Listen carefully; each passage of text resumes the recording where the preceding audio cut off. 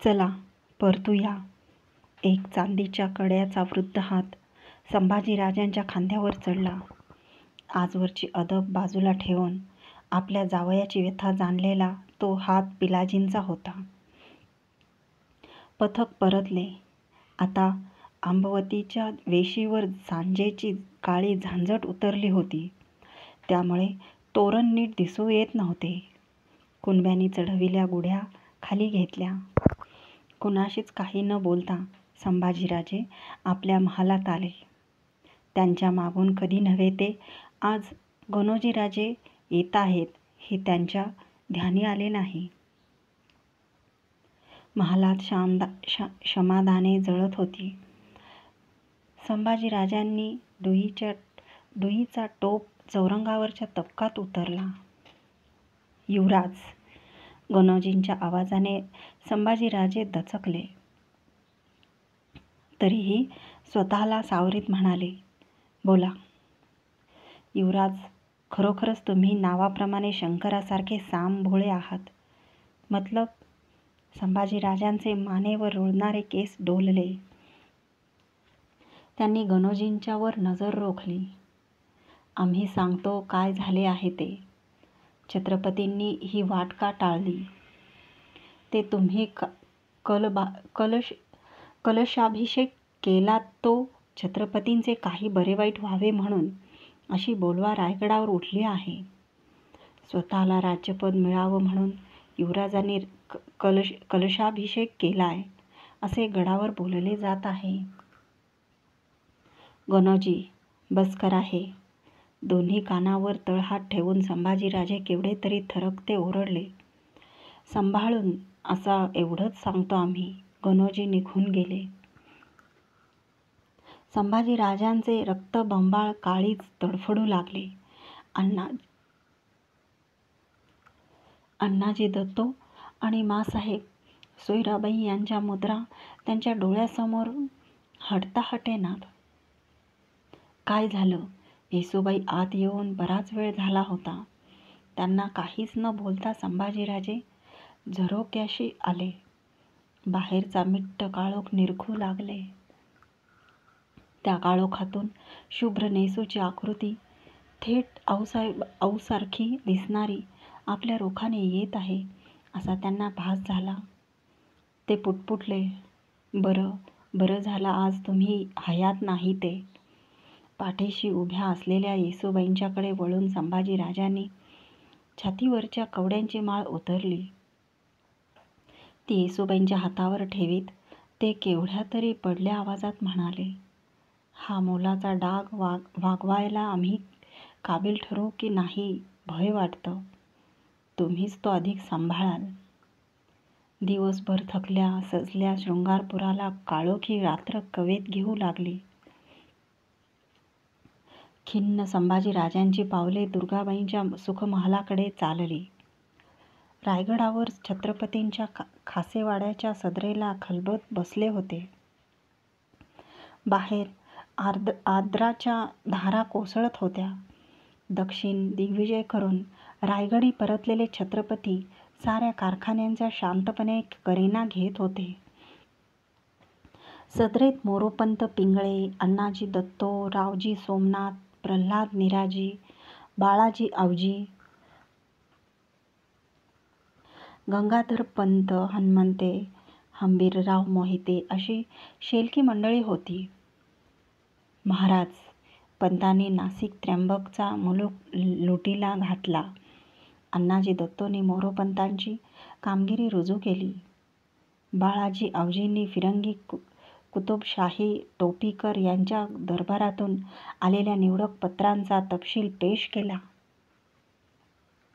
प्रल्हाद निराजींनी निकाली काढलेल्या महत्त्वाच्या कथल्यांचा वृत्तांत दिला. राजपागा, खजिना, शिलेखाना अशा चर्चेतून खलबत धारावसुलीवर आली. धारावसुली अण्णाजींच्या अखत्यारीत होती. त्यांनी त्या खात्याचा करिना देताना युवराज संभाजीराजांच्या बाबत तक्रार नोंदविली. महाराज, युवराज धारावसुलीत हस्तक्षेप करतात आम्ही त्याची वेळीच स्वामींना कल्पना दिली आहे. कोण भातेचा हस्तक्षेप करतात युवराज? महाराजांनी शांतपणे अण्णाजींना विचारले. रयतेस मनमानी सूट देतात, अण्णाजी उत्तरले. आपणहून रयतेकडं जाऊन सूट देतात की रयत जाते त्यांच्याकडे सूट मागण्यास? छत्रपतीने घेर टाकला. रयतच जाते त्यांच्याकडे. महाराज हसले. अण्णाजींची चूक त्यांना न दुखविता त्यांच्या पदरी घालण्यासाठी गोमट्या बोलीत म्हणाले. अण्णाजी, धारावसुलीचे खाते तुमच्याकडे.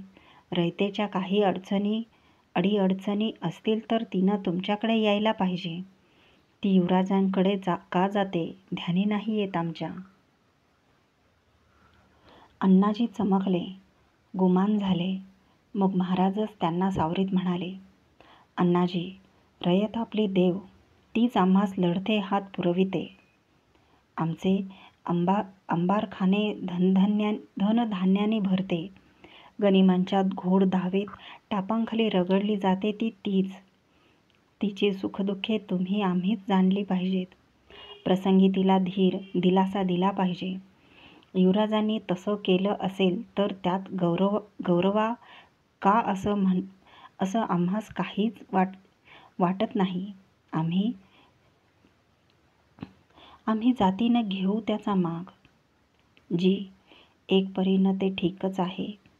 पण दिलेरसारख्या प्रत्यक्ष गनिमाशी जेव्हा युवराज खलित्यांची हातमिळवणी करतात, साक्षात स्वामींच्या जीवाचं बरं वाईट व्हावं म्हणून शाक्तपंथीयांच्या भरीला पडून कलशाभिषेक करतात, तेव्हा आम्हाला शंका येते. स्वामीनिष्ठा म्हणून वेळीच हे नजरेस आणणं आमचं कर्तव्य मानतो आम्ही. अण्णाजींनी मनाच्या तळवटातले काजळकाळे सफाईच्या भाषेत बाहेर काढले. ते ऐकताना महाराजही गंभीर झाले. काय बोलावे त्यांना सुचेना. सारे खलबत चळवळले. याची शहानिशा करून घेतली तुम्ही अण्णाजी? छत्रपतीचे सावधपण बोलले. जी, आमच्यावर स्वामींनी सोपवलेल्या कार्यात आम्ही कुचराई कशी करावी? सदरेवर शांतता पसरली. कुणाला काय बोलावे कळेना. अशात मोठ्या धीराने हंबीररावांनी आपली मसलत पेश केली. अण्णाजींनी केल्याली शानिशा गैर नाही असायची. पर आम्हासनी वाटतं एक डाव धन्याने युवराजासनीच सामने यात बोलवावं.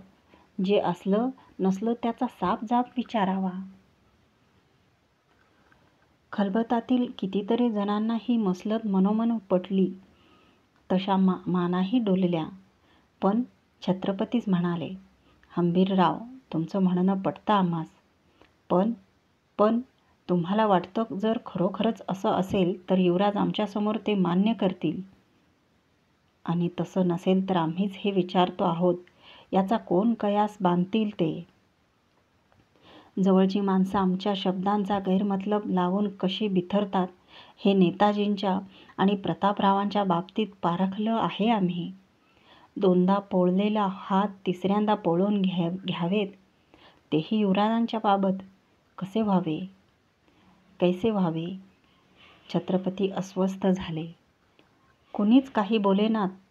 तसे तेच म्हणाले. आम्हास कलशाभिषेकाचं कोणतंच भय नाही वाटत. तसा मिर्झा राजा रजपूतही आपल्या कुलदेवी चंडीला लक्षाभिषेक करूनच आम्हास नेस्तनाबूत करण्यासाठी आला होता. आमच्या जीवाचं जे बरं वाईट होणं असेल ते कुणाच्या इच्छेने नाही, ते साक्षात जगदंबेच्या इच्छेनेच होईल. पण आम्हास धास्त वाटते ती या राज्याच्या बरे वाईटाची.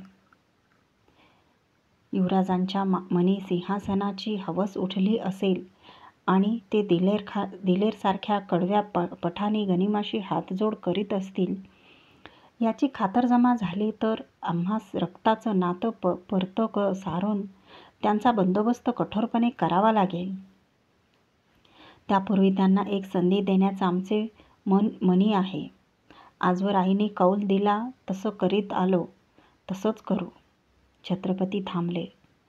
त्यांचा निर्धार बघून अण्णाजींचे डोळे लखलखले. सदर उठली.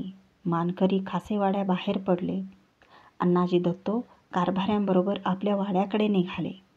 झडते मुजरे ते स्वीकारीत होते, पण त्यांचे मुजऱ्यांत लक्ष नव्हते.